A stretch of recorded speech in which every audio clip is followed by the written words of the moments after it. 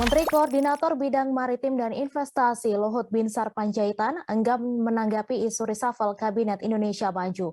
Luhut mengatakan dirinya tak mengurus terkait reshuffle. Ia pun meminta awak media agar menanyakan hal tersebut kepada pihak istana. Sebelumnya, Presiden Joko Widodo belum mau menjelaskan mengenai isu akan adanya perombakan Kabinet Indonesia Maju. Usai meresmikan Masjid At-Taufik Jakarta Selatan, Jokowi berlalu sambil menjawab singkat.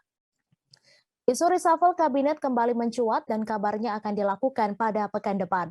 Reshuffle bukan hanya dilakukan kepada menteri, namun juga wakil menteri.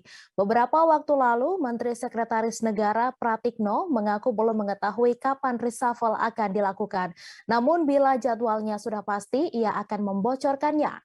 Isu reshuffle awalnya mencuat saat Presiden mengungkapkan kekecewaannya pada sejumlah menteri dalam acara aksi afirmasi Bangga Buatan Indonesia pada Jumat 25 Maret 2022 lalu.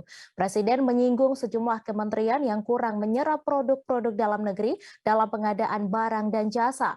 Presiden mengancam akan mereshuffle menteri bila kedepannya masih banyak melakukan impor untuk pengadaan barang dan jasa di kementeriannya.